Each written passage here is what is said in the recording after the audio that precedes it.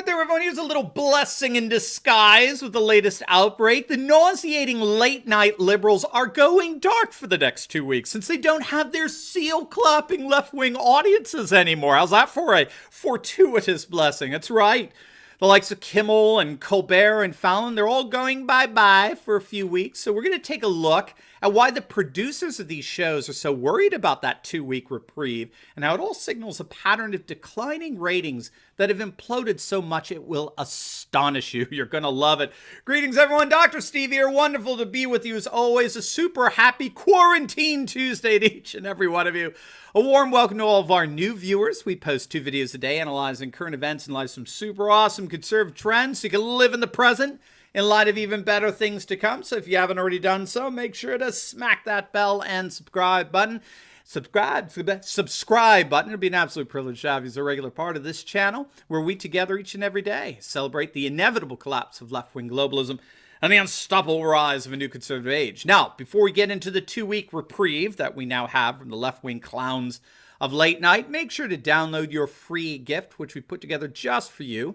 We're calling it our Fake News Antidote, which is a compilation of over 20 sites I go to for my news each and every day. And you can download it completely free at the link down below in the pinned comments section. I think you're really going to enjoy that. And finally, did you know that the average funeral alone can cost between $8,000 and $9,000? Having no insurance when you die can leave your loved ones with a huge bill to deal with, and obviously none of us want that. But you can take control of your family's destiny today and have the satisfaction that they will be financially taken care of. So make sure to click on the link below and visit our good friends over at ratefamily.com and get a free quote. And the best part is that even if you've been turned down before, they guarantee coverage for everybody no matter the situation. So don't wait. Click on that link below and visit ratefamily.com or simply give them a call at 1-855-919-RATE. You'll be glad that you did. All right, let's dive in here. It's being widely reported that the late-night clowns that spew their venomous anti-Trump hatred night after night are all going dark for the next 2 weeks. The fundamental reason is that they have no audiences due to coronavirus concerns. So what that means is that they don't have fellow left-wing seals clapping on cue in their seats to make America think that people actually agree with their leftist liberal dribble that counts as humor, most of it thoughtless gutter humor. Now, to be fair, I don't generally put Jimmy Fallon in this category. He tends to be apolitical. He doesn't really go there, and he seems content on just playing the giggly college freshman that never quite grew up. But in terms of Kimmel and Colbert, I mean, it don't get worse than those two. They are blatantly left-wing globalists who hate Trump. They hate us. They see us as deplorables. Indeed, Kimmel's actually come out and said explicitly that if you're a supporter of Trump, he doesn't want you watching his show. Colbert was an incessant cheerleader for impeaching President Trump. I should say he was a cheerleader for the failed impeachment, the embarrassingly failed impeachment that blew up in his own face, almost as bad as it did in Nancy Pelosi's.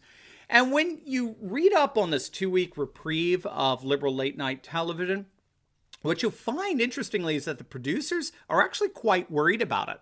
And this is largely because nightly shows often rely on the habitual recurring attention of their viewers. So what that means is that their viewers tend to watch them because they got habituated into watching them. They wind down from the day by turning on Colbert and Kimmel. Why, I have no idea. But as far as the producers are concerned, that's the basic mode by which they keep their audiences. The audiences get habituated into watching late night television. And so the producers of these late night liberal shows are extremely worried that a 2-week hiatus could result in a change in habituation among a significant number of their viewers, which will, of course, result in a dramatic loss of viewership. Now, why, may you ask, are they so worried about a drop in viewership? Well, the answer to that, my dear friends, is the dirty little secret that late night television has already been hemorrhaging viewers over the last several years. And that is the case. Just to give you a sense of how bad things are for these late night clowns. As for the opening of last season, Colbert's viewership was down 30%, 27 to be exact. Kimmel's was down 16%, and Fallon's viewership dropped a disastrous 33% compared to the last year in the key 18 to 49-year-old demographics. In fact, these ratings declines are actually part of a pattern of falling ratings. You may be surprised to find out that every single one of the late night shows experienced comparable declining viewerships in 2018 and 2019. Viewership for Jimmy Kimmel Live declined by 11% throughout the year. Likewise, for The Tonight Show, Jimmy Fallon, they saw a drop of about 10% of their viewership. And the Late Night Show with Stephen Colbert lost around 1% of their viewers. Every single one of the three late night shows experienced declining viewership over the last few years. And again, when it comes to that all-important 18 to 49-year-old demographic, things have gotten really bad. All three shows declined by double digits with the 18 to 49-year-old audience demographic. So when we compare their 2018 ratings with those of 2017, Colbert lost 13% of his viewership from the demographic, Kimmel lost 18%, and Fallon lost 21%.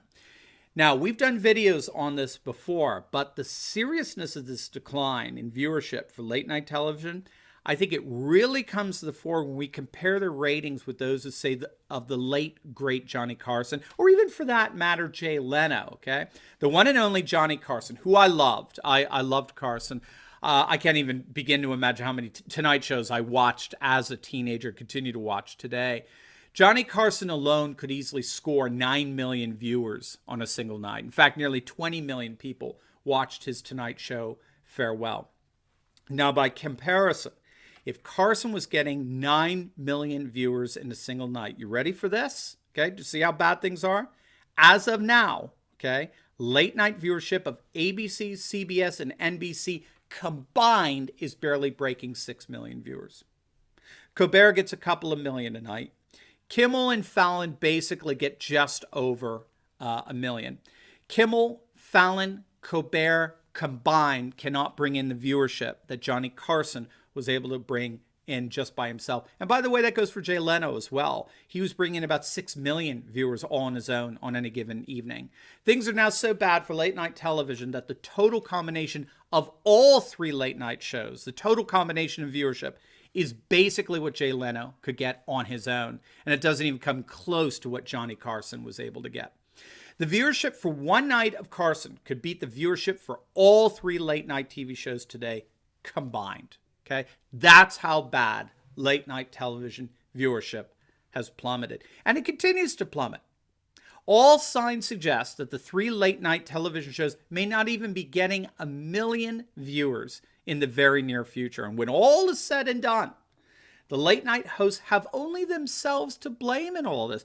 One of the key reasons why we've seen such a dramatic drop in viewership is because of the relatively recent partisanization of late night audiences. Whereas Johnny Carson, Jay Leno had wide appeal, making fun of presidents, but in such a lighthearted way that was just good fun. Now the partisan divide is so wide that producers are actively targeting a single political side. And that's what seemed to work for Stephen Colbert of CBS. He made mocking and ridiculing Trump and his supporters a centerpiece of his act. And in so doing, he quickly overtook Jimmy Fallon of NBC in their ratings. And so what Colbert effectively did was he changed the business model of late night television.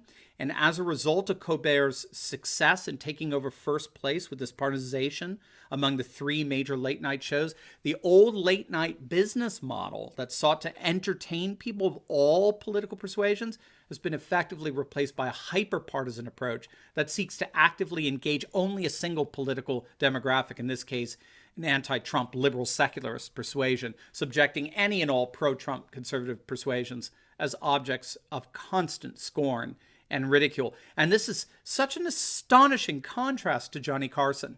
The beauty of Carson's humor, and in fairness, even Leno, and and even to a certain extent Letterman, but Letterman got pretty crude and angry and bitter towards the end. But the beauty of Carson in particular was that no matter what was going on in the world, whether it was some political crisis like the Iran hostage situation or the stagflation that plagued the economy in the late 1970s, whatever it was, Johnny Carson had the capacity to make you feel like everything was going to be just fine.